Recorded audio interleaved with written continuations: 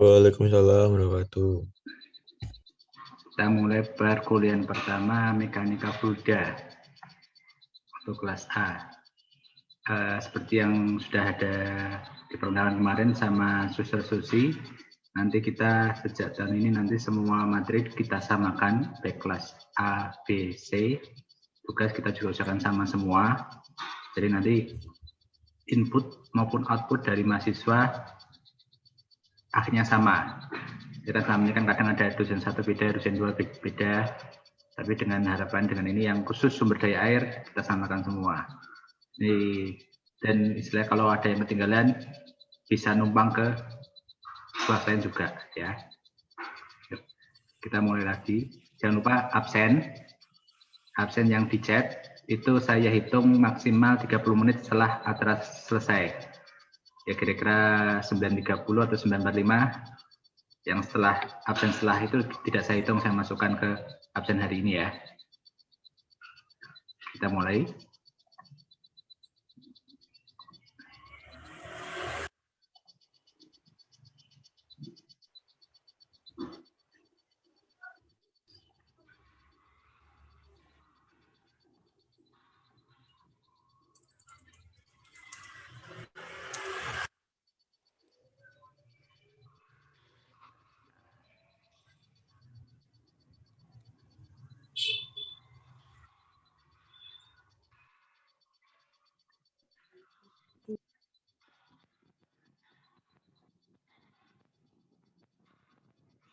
Bisa kelihatan?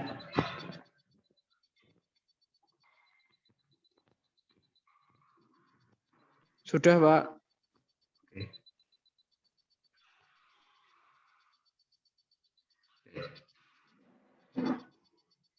Ini kita akan masuk pengenalan ke mekanika fluida.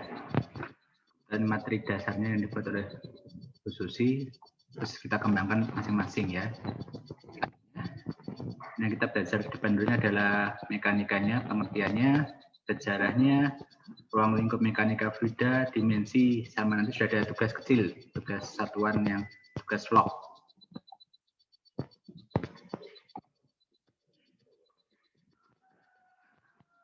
Ini pengertian mekanika fluida. Mekanika fluida adalah ilmu yang mempelajari perilaku fluida. Fluida itu cairan, baik yang kondisinya diam maupun statik, maupun yang bergerak atau dinamis, serta efek maupun interaksi dengan yang lain. Maksudnya efeknya mungkin antara air dengan perawalan pipa, air dengan dinding irigasi dan sebagainya. Karena mekanika fluida ini dasarnya nanti bisa kalau dengan ke irba, ke hidrolika, ke bendungan, ini dasarnya dari di sini dulu. Paling enggak nanti setelah tahu dasarnya baru bisa yang ke atas ya. Tapi kita terbatas untuk semua fluida yang statik dan dinamis ya. Kita pelajari berhubungan dengan kekuatannya, gerakannya, kondisi statis dalam bahannya. Ini kalau yang pernah ingat zaman SMK atau SMK ya, mungkin yang ada SMK, karena kita ada berbagai macam benda, ada yang padat, ada yang cair, ada yang gas, ada yang plasma. Yang kita sering lihat ada 3 ini, padat, cair, gas. Yang plasma itu jarang, karena itu biasanya termasuk gas yang terionisasi. Contohnya ini, kalau yang kita rewin masa SMA dulu, kita kan tahu padat. Padat kalau kita panaskan, es mencair, menjadi air. Ketika panas menjadi uap. Gas lagi kalau didinginkan bisa menjadi padat lagi. Ada beberapa zat yang bisa menjadi plasma, ada yang enggak. Biasanya zat-zat tertentu. Kalau air dan sebagainya nggak bisa jadi plasma. Ya. Ini mekaniknya. Ada yang mekanik solid, mekanik cairan. Kita belajar mekanik cairan. Ada yang statik yang diam maupun yang bergerak. Maksudnya yang statik itu apa? Air kalau diam dia mesti mempunyai energi. Jadi kalau kita pernah lihat mungkin di bendungan atau dam itu air kan besar. Ketika ada kebocoran, pasti ada tekanan yang keluar. Nah, itu kan kita belajar juga. Jadi air itu walaupun dia mempunyai energi, begitu juga yang fluid. Jadi kalau air yang bergerak akan punya tekanan, mempunyai kecepatan, mempunyai gesekan dan sebagainya. Ya, kita lanjut. Sejarahnya, sejarah ini sudah zaman dulu ada yang dipelajari dalam statik maupun dinamik ya. Dapat kita lihat ini zaman prasejarah sudah ada yang belajar tentang, tapi mulai timbul sejak Yunani. Zamannya Archimedes, Hero, terutama pada zaman Archimedes, dia sekitar tahun yang kelahiran 285 sampai 202 sebelum Masehi. Jadi kira-kira hampir 2000 tahun yang lalu. Jadi dia mempelajari tentang hukum apung dan benda-benda yang terapung ya. Habis itu berkembang ke kota Babilonia, Mesir, dan Yunani dan Eropa. Satu lagi, ini yang kita belajar tentang Archimedes. Mungkin di SMA sudah ada. Dia itu ahli matematika, penemu di Yunani. Waktu zaman itu kan seorang penemu biasanya terkenal. Dia berteman sama raja di Sirakusa, namanya Heron II. Pada saat itu dia terkenal gara-gara apa? Karena ada permintaan dari rajanya untuk mengetes mahkota emasnya itu campuran atau tidak. Jadi kan dibuatkan mahkota emas. Terus sang raja bilang, loh ini benar-benar emas atau campuran? Nah, waktu zaman dulu kan belum ada timbangan digital, kita belum tahu berat jenis material itu berapa. Mereka cuma baru bisa membuat emas, perak itu dengan jumlah dan teknologi yang terbatas. Tidak seperti kita bisa mencampur beratnya, kita murnikan lagi. Zaman dulu kan sangat terbatas. Karena dia waktu itu masih belum punya ide, dilihat dia waktu itu di kamar mandi, dia kumkum wong Jawa. Habis itu ketika dia kumkum ada air yang keluar. Habis itu dia loh. Jadi ada ketika volume yang datang, volume di dalam air, pasti ada volume yang keluar juga. Akhirnya dia menemukan idenya, dibuatlah hukum Archimedes. Dari kejadian itu diketahui bahwa mahkota rajanya ada campuran peraknya. Kita pelajari ya gimana ya. Hukum Archimedes itu istilahnya seperti ini. Gaya ke atas sama dengan berat jenis kali G kali volume. Waktu itu Archimedes menenggelamkan mahkotanya, habis itu kan ada volume yang keluar dari airnya. Jumlah volume itu dibuat volume yang sama dengan emas. Jadi dengan volume yang sama dengan emas tersebut dibandingkan dengan mahkotanya, apakah berat emas yang batangani atau emas yang mahkota. Ternyata lebih berat emas batangan. Jadi kesimpulan dari mahkota itu ada ditambahkan sebuah material yang lain, biasanya perak. Karena kadang kurang perak emas kan kalau campur kan dilihat itu kurang ada bedanya ya. Ini rumusnya kita kembali lagi. Jadi Fa gayanya, habis itu massa jenis kita tahu apa? Air 1 gram per cm kubik atau 1 kilo per meter kubik ya. Gravitasi berapa? 9,8 gram per meter kali volume. Ingat dalam kita menghitung volume samakan meter kalau volumenya apa gravitasi harus sama semua ya. Nah, nih yang kita bahas Archimedes. Kalau benda tenggelam berarti berat jenisnya lebih berat dari berat jenis air. Contoh besi atau baja. Benda melayang berarti berat jenisnya hampir sama dengan air. Misalnya telur. Kadang kita kan kadang ngetes telur bagus atau enggak kan kita masukkan telur. Biasanya telur yang berat biasanya langsung tenggelam. Kalau telur yang kurang bagus biasanya lebih melayang. Nah, yang ketiga, benda terapung. Jadi contohnya benda yang berat jenisnya lebih kecil dibandingkan air. Contohnya styrofoam, plastik, atau hal-hal lainnya. Ini rumus dasarnya. Habis itu dikembang-kembangkan. Jadilah ini penerapannya. Contoh kapal selam. Walaupun terbuat dari besi, tapi dalamnya kan banyak udara. Jadi dengan menambah volume udara air di dalam kapal selam bisa naik bersama turun. Balon udara sama aja juga.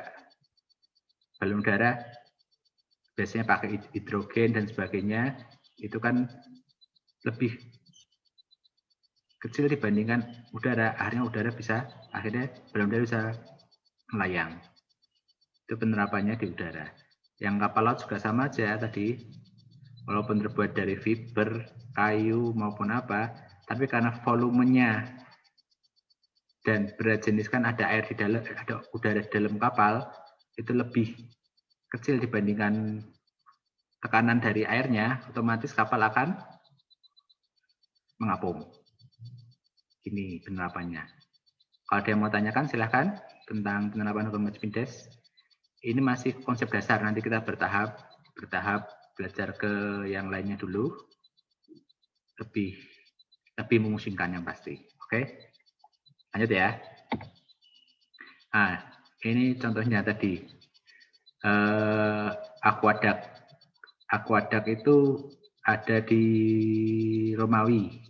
Jadi istilahnya dulu ketika zaman-zaman Romawi sebelum Masehi, Romawi sudah membuat ide seperti membuat saluran air. Mereka mengalirkan air dari sumber air yang bersih ke kota-kotanya. Baik jembatan, gorong-gorong, masuk ke pemandian maupun sumber air. Ini aquaduct pertama. Dibuat kapan? 370 sebelum Masehi, hampir 2400 tahun yang lalu.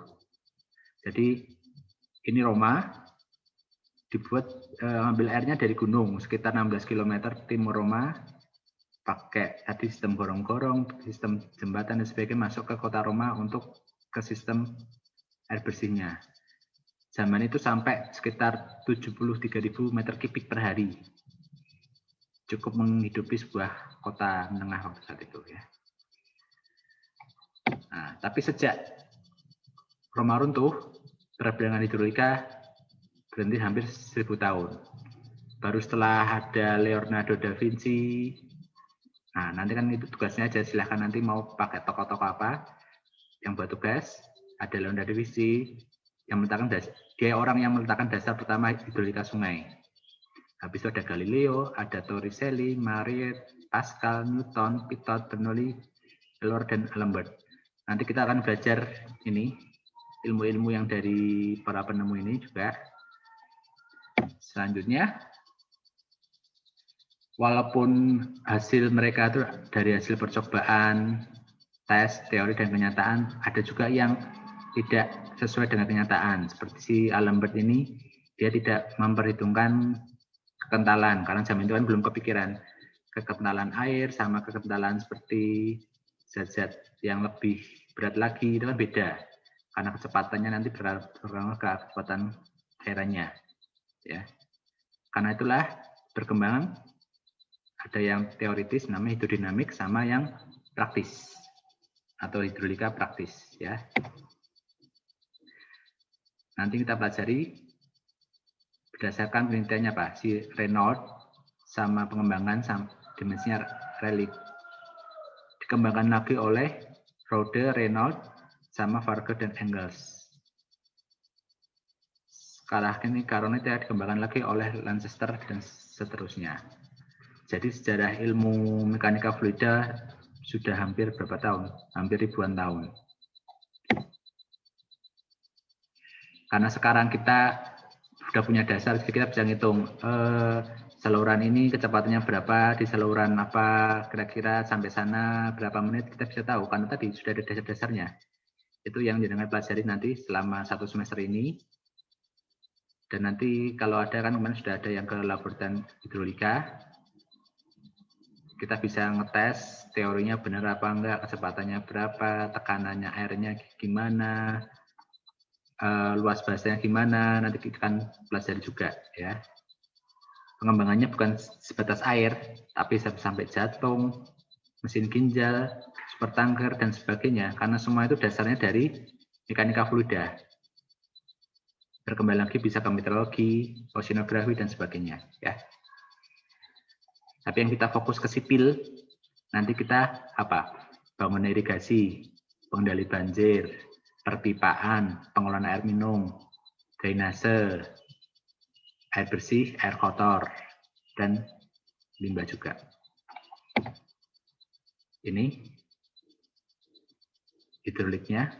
Jadi kan kita nanti dari dasarnya kita bisa membuat saluran irigasi, saluran air kotor, ada dam, dan sebagainya. Sungai-sungai juga dasarnya juga dari mekanika fluida. Ini pintu air buat irigasi, ada bendung, ada jembatan di bawahnya. Nah, selain itu juga ada saluran terbuka. Kalau ini saluran tertutup, itu kan buat PDAM. Jadi air dari sungai masuk ke pipa-pipa PE, namanya ini pipa karet, masuk ke rumah masing-masing. Nah, harapan jenengan tahu konsep dasar mekanika fluida, bisa belajar yang lainnya. Oke. Nah, ini ruang lingkupnya. Mekanika fluida itu ada yang statik, ada kinematik, ada dinamika. Kalau statik itu studi mengenai perilaku fluida dalam diam. Jadi istilahnya benda walaupun diam dia mempunyai energi, punya tekanan statis. Jadi ada perencanaan bendung, pintu air, itu berdasarkan itu. Apabila kita kurang perhitungkan tebal bendungan, tebal dam, tebal pintu air, maka akan kalah oleh tekanan air yang ada. Ya, karena itu ada statika fluida. Terus selanjutnya kinematika fluida, yang studi terhadap gerak fluida. Contohnya tadi seperti lintasan, kecepatan, percepatan dari fluida itu. Terakhir, dinamika fluida. Studi tentang partikel zat cair yang bergerak dengan gaya-gaya yang bekerja padanya. Contoh pada turbin air, turbin uap, turbin gas, pompa hidrolis, kompresor.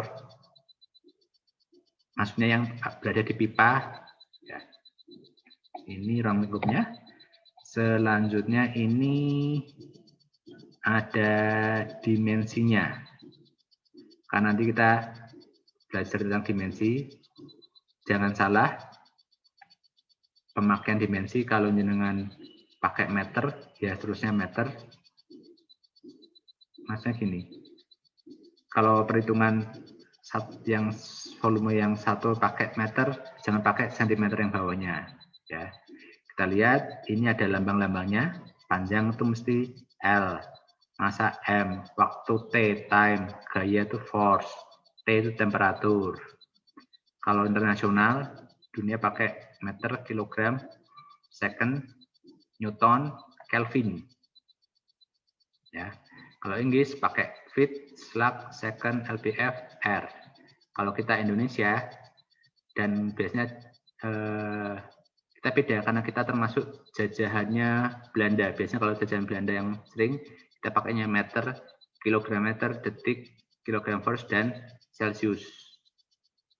Ini buat, nah, oke.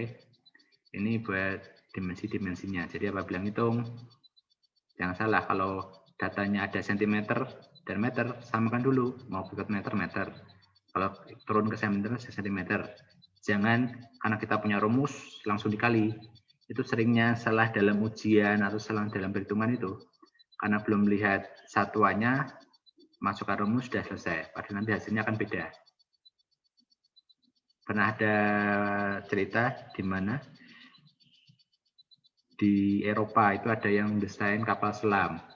Tapi karena salah satuan, akhirnya kapal selamnya tenggelam, tidak bisa keluar. Nah, coba browsing aja. Ya. Ini untuk dimensi sama satuan. Nah, sudah selesai. Kita langsung ada tugasnya. Ya. Bentuknya vlog. Nanti jenengan 1. Jelaskan bentuk pengertian mekanika fluida. Ya.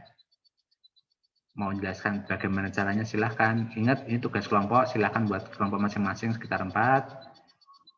Carilah tadi tokoh-tokoh. Tadi kan saya sudah memberi tokoh Archimedes. Kan tadi kan masih ada banyak kan.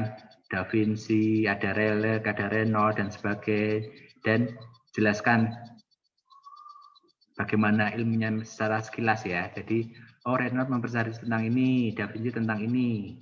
Kalau tidak, tadi kita belajar tentang Archimedes, tentang pemakaian, tentang benda terapung, benda melayang. Dibandingkan tadi pakai yang Reynolds gimana, Da Vinci gimana, yang lainnya gimana. Saya nggak tampilkan tokohnya, ilmunya sebentar aja. Oke, habis lu buatlah tabel sistem satuan dalam mekanika, baik dimensi serta turunannya. Ya, sudah. Itu tugas maupun pengenalan pertama kita. Ada yang mau bertanya tentang tugasnya? Jangan khawatir, nanti ini akan saya upload ke YouTube. Nanti ada yang ketinggalan bisa mengulang sendiri. Oke? Oke, izin tanya Pak. Ya, monggo. Untuk tugas vlognya itu nanti 3 tugas itu dijadikan dalam satu vlog atau per nomor sendiri-sendiri. Itu kan tadi ada 3 tugas. Yang pertama pengertian mekanika fluida, kemudian tokoh-tokoh sama satuan. Itu dijadikan satu video atau 3 video gitu Pak nanti? Jadikan satu video aja, biar gampang dapat nanti. Ya, jangan buat mungkin kirim ke YouTube, terus linknya ke itu ke mana, ke Classroom ya, bisa kan? Kan sejak kemarin kan sudah mulai pakai vlog-vlogan kan. Jadi karena kita keterbatasan ya harus online. Ya. Ada yang lain? Itu nanti izin tanya lagi Pak. Itu Ya. nanti kan tugasnya per kelompok. Artinya itu nanti pengumpulannya hanya satu perwakilan ya, atau tiap anak mengumpulkan gitu Pak? Istilahnya nanti jenengan ini kumpulkan aja. Maksudnya Pak ini Pak linknya ini untuk anak ini gitu ya. Jadi kan jenengan jumlah kelasnya sekitar 30-an, nanti tinggalkan paling nggak mungkin bisa 6 atau 8 kelompok. Nanti kan Pak ini link buat mahasiswa selama ini, nah, gitu aja. Gitu. Jadi jenengan nanti ketika mengumpulkan di Classroom, tinggal kumpulkan aja linknya aja. Atas nama ini saya kirimkan ini. Oke, baik, terima kasih Pak. Ini pertanyaan. Pak, mau izin bertanya Pak. Oke, silakan. Itu nanti tugasnya ditampilkan dalam video itu dalam bentuk apa ya Pak? PPT atau gimana? Pernah lihat tugas-tugas kakak kelas sebelumnya? Jadi mau belum pernah. Gini aja, istilah kumpul bareng, mau ketemu bareng atau enggak, atau dibuat video terpisah, silahkan. Maksudnya intinya satu video. Jadi ada yang buat seperti TikTok-an, seperti vlog. Jadi istilahnya mau pakai PPT bisa, atau pakai video orangnya jenengan ngomong itu bisa. Jadi istilahnya saya mau menjelaskan tentang tokoh ini karena ini. Jadi mau bawa fotonya bisa, atau mau pakai PPT bisa, silahkan. Jadi nggak ada aturan bakunya, yang penting belajar nge-vlog istilahnya dari suster-suster mintanya. Oke Pak, terima kasih Pak. Pertanyaan dari siapa ini? Pak, untuk sketsa penerapan kehidupan sehari-hari, sketsa penerapan. Oh, maksudnya ini. Oh, bukan tugas ya.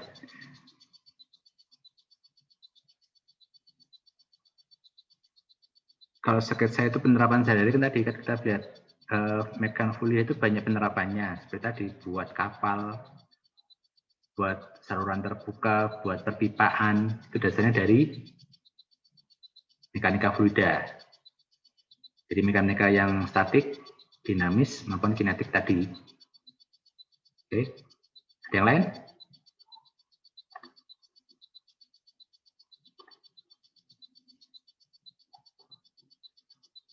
Jangan lupa absen.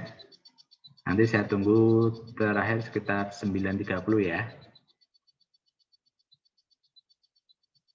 Dan kalau buat tugas, mending di awal-awal langsung diselesaikan dulu. Jangan nanti belakangan berondongan, jangan. Nanti nilainya beda juga. Izin tanya Pak, Monggo. Gimana? untuk deadline-nya kapan ya Pak? Seminggu Apa? atau deadline? Deadline kita nggak beri deadline seperti suster-susi. Yang penting kalau sebelum UTS sudah selesai semua. Itu yang tahap 1 sampai 7. Mas ikut pengenalan kemarin kan? Karena ada sekitar 13 tugas. Pokoknya tugas sebelum UTS, kirimkan sebelum UTS. Tugas setelah UTS, kirimkan sebelum UAS gitu. Oh ya. Ya, itu ya. Terima kasih Pak. Oke, terima kasih. Tanya lagi Pak, Ya, untuk terkait tugasnya itu kan membuat vlog aja atau sama tertulis? terus aja dengan mungkin kalau vlog, jangan bawa kertas atau foto tentang orangnya. Pak, saya tentang Renault. Ini orangnya Pak. Dia tentang belajar tentang ini, penemuannya ini, itu bisa. Atau jangan mau pakai PPT aja, di video kan bisa. Bisa macam-macam. Jadi istilahnya video vlog. Kalau vlog kan seringnya kan ke arah, selama ini kan ke arah, jadi jenengan ada penampilan jenengan. Tapi mau dibantu sama PPT bisa juga. Bisa kok. Iya. Maksudnya gini Pak, waktu kemarin pertemuan Zoom pertama itu kan Bu Susi pernah bilang kalau ada tugas tertulis, ditulis tangan itu. Maksudnya? Ada. Itu nanti tugas-tugas selanjutnya. Jadi kan nanti ada yang tulis tangan. Ini beda, vlog itu video. Kalau tulis tangan, jenengan nanti tulis tangan soalnya apa, difoto, kirimkan, jadikan PDF, kirimkan ke Classroom. Itu nanti ada lagi. Tugas-tugas kecil. Oke, Pak. Baik, Pak. Bisa dimengerti. Terima kasih, Pak. Oke.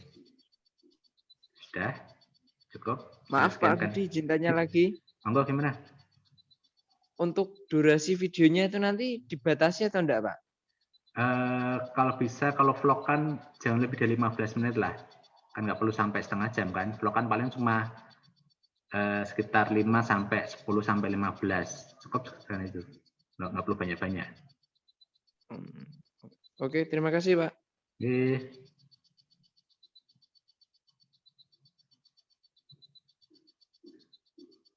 Sudah, sekian dulu pertemuan pertama kita.